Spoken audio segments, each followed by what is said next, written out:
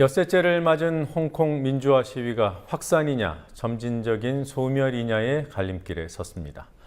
정부 청사가 시위대에 막혀서 오늘 하루 폐쇄됐지만 시위대의 규모는 조금씩 줄고 있습니다. 매주 금요일 한반도와 국제 문제를 조망해보는 월드 리뷰 시간입니다. 황준호 뉴스 취재팀장과 함께합니다. 어서 오십시오. 예. 홍콩 우산혁명 시위요. 오늘은 정부 청사가 폐쇄됐어요. 예, 시위대가 정부 청사를 포위하면서 오늘 하루 동안 청사가 폐쇄됐습니다. 그러면서 사퇴 압력을 받고 있는 렁추닝 행정장관은 오늘 청사로 출근하지 못하고 관저에서 일을 봤습니다. 대학생 또래 젊은 사람들이 시위에 지금 주축이 되고 있는데 경찰은 체류액 발사 같은 그런 강경 진압을 했더니 시위대가 더 늘더라, 이런 사실을 깨닫게 되면서 그제부터는 사실상 시위를 무시하는 전략을 쓰고 있습니다.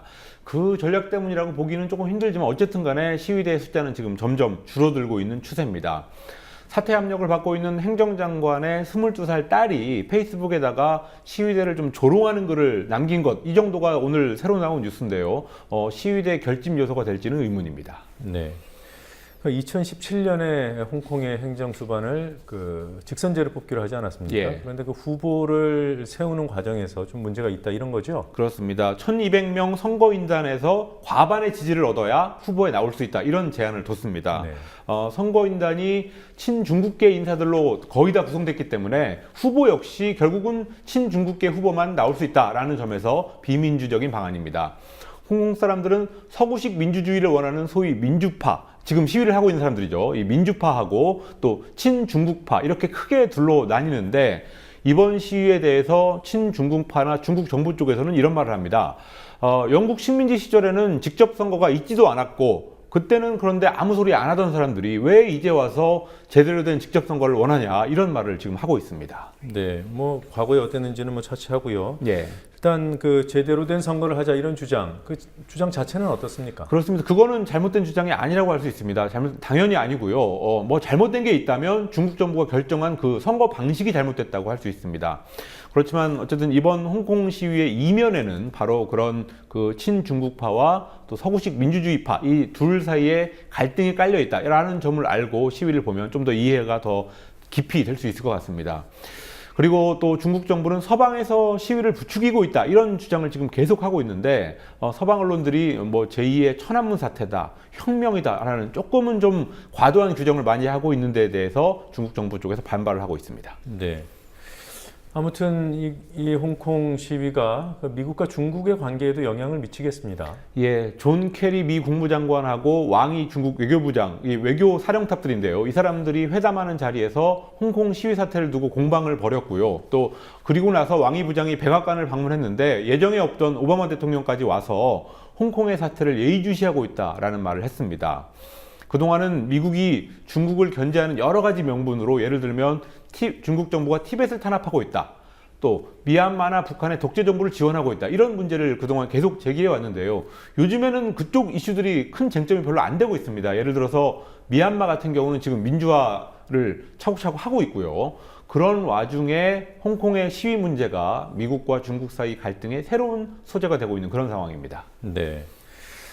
자, 다른 소식 좀 알아보죠. 미국이 최대 산유국이 되는 겁니까? 예, 파이낸셜 타임스가 지난 화요일에 그런 내용의 기사를 쓴 것을 바탕으로 해가지고 좀 더 깊은 내용을 말씀드리겠습니다. 석유, 그리고 석유와 연관된 액화 추출물, 그러니까 에탄, 프로판, 이런 물질들인데요. 이런 물질들의 생산을 다 합해보니까 지난 6월과 8월에 미국에서 나온 생산량이 세계 1위 산유국 사우디아라비아하고 거의 비슷하게 올라섰고, 이런 추세라면 9월이나 10월 통계가 나오면 미국이 1위가 될 가능성이 높다는 기사가 바로 파이낸셜 타임스에 실렸습니다.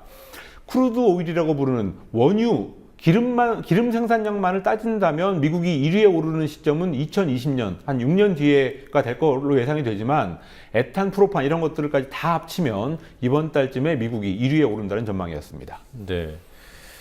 셰일 에너지라고 불리는 석유 에너지가 있어요. 예. 이것 때문에 그런 겁니까? 예, 그렇습니다. 셰일가스라고 과거에 얼마 전까지는 셰일가스라고 많이 불렀지만 가스 말고 원유까지 나오니까 요즘에는 통칭해서 셰일 에너지라고 부르고 있습니다.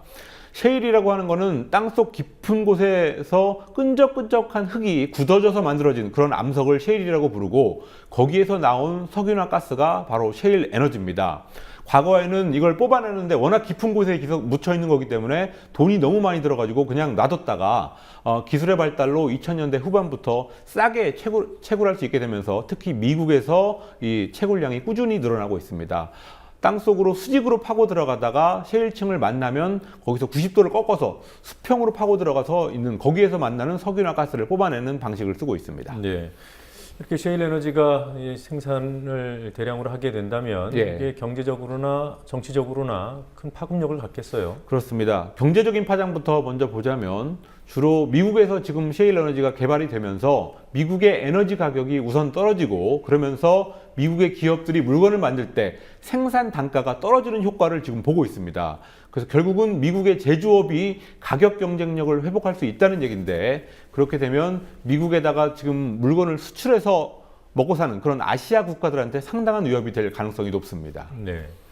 이 정치적인 파급 효과에는 어떤 게 있겠습니까? 예, 석유를 팔아서 돈도 많이 벌었지만 또 분쟁도 많이 있었던 중동 지역, 이 중동 지역의 어떤 정치 군사적 긴장이 장기적으로는 완화될 가능성이 있습니다.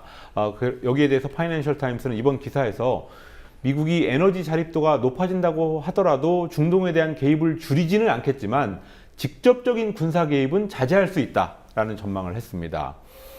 그리고 그동안 가스를 팔아서 번 돈으로 권력을 유지해왔던 러시아의 푸틴 대통령, 이런 사람들이 전체적인 세계적인 가스값이 떨어지면서 큰 소리를 못 치게 된 그런 상황이 올 가능성도 있습니다. 그런 점에서 이 셰일 에너지는 국제 정세의 판도를 바꾸는 게임 체인저다, 이런 평가를 많이 받고 있습니다. 네, 셰일 에너지는 게임 체인저다. 예. 자, 한반도 국제 문제에 관한 좋은 칼럼 소개해주는 순서 진행하도록 하죠. 오늘은 신문이나 무슨 매체 칼럼이 아니라 14 남북 정상선언 7주년과 관련된 토론회 개회사를 가지고 오셨어요? 예, 14선언 7주년 토론회 오늘 63빌딩에서 열렸고요. 네. 개회사는 한반도 평화포럼의 백낙청 공동이사장이 개회사를 발표했습니다. 백낙청 이사장이라고 하면 6.15 공동선언 실천 남측위원회 상임대표를 오랫동안 지냈던 한반도 문제의 대가입니다. 다 아시겠지만 간단히 소개를 드리면 14정상선언이라는 거는 2007년 노무현 대통령하고 김정일 북한 국방위원장이 정상회담을 한 후에 발표한 그런 문건인데요. 백낙청 이사장이 오늘 개회사에서 규정했듯이 2000년 김대중, 김정일 이 두 사람이 발표한 6.15 선언을 계승하면서 그 실천 강령을 제시한 역사적인 문건이 바로 14선언입니다. 네. 그 2000년 6.15 선언이 나오고 7년 뒤에 14 남북 정상선언이 나왔는데, 그렇습니다. 그 7년이 지난 오늘은, 내일은 뭐 이렇다 할 행사 없이 그냥 지나가는 거죠. 그렇습니다. 네, 정부 행사는 없습니다. 네, 이렇게 어떻게 보면 좀 무시되고 있는 상황인데요. 백낙청 이사장이 개회사에서 무슨 말을 했습니까? 예, 뭐 행사 때 이례적으로 하는 개회사인가 했는데 잘 읽어보니까 칼럼 같은 개회사를 가지고 나와서 제가 소개를 해드리고 싶었습니다. 네. 두 가지 핵심적인 주장을 했습니다.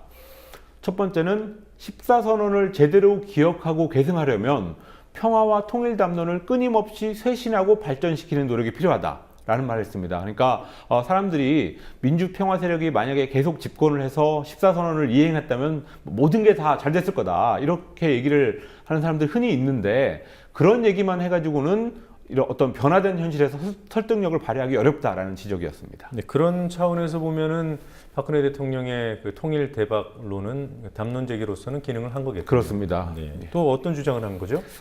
다음 주장이 좀 중요한 것 같은데요. 개회사 문장을 제가 그대로 읽어보자면, 네. 평화와 통일 논의가 어디까지나 진실에 입각한다는 원칙을 세우고 그 점에서만큼은 굴복을 모르는 용기를 가져야 된다라는 말을 했고요. 그러면서 4년 전에 있었던 천안함 사건을 예로 들었습니다. 네. 그러니까 정부가 천안함은 북한어에 의한 폭침이다, 이렇게 이미 공식 발표 규정을 해놓고 있는데요. 근데 이것이 과학적으로 입증이 안 됐다고 판단을 한다면 아니라는 말을 할 수 있어야 된다, 이런 뜻이죠. 자신 있게 얘기하라, 이런 얘기였습니다. 네.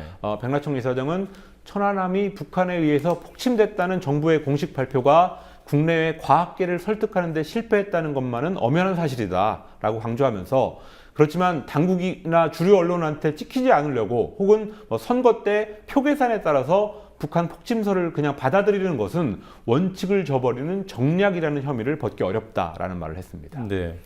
뭐 이런 내용에는 상당한 공감을 할 수 있겠습니다만 예. 이런 주장이 왜 14 남북 정상선언 7주년 관련된 자리에서 나온 거죠? 예, 진실보다는 표계산이 앞서는 그런 정략적인 선택은 6.15 선언과 14 선언을 살려나가는 장기적인 전략에도 손해가 되기 때문에 자기가 오늘 굳이 이 얘기를 한다고 설명을 했습니다.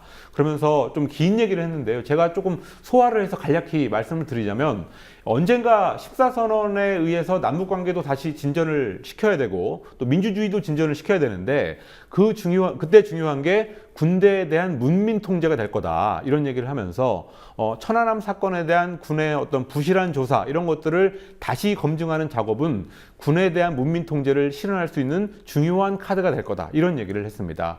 그러니까 한 번 더 해석을 하자면 입증도 안 된 천안함 폭침설 이것을 그냥 받아들인다면 결국은 14선언도 제대로 못 살릴 거다 이런 얘기였고요. 또 14선언의 실전을 진짜로 원한다면 천안함 사건 같은 데서 조중동하고 타협할 생각하지 마라 이런 의미의 그 주장이었습니다. 네, 뭐 굳이 이 말이 향하고 있는 대상을 하자면 뭐 야권, 또는 뭐 그렇습니다. 진보 예. 진영 이쪽이 되겠군요. 예. 네, 오늘 여기까지 보겠습니다. 수고하셨습니다. 예.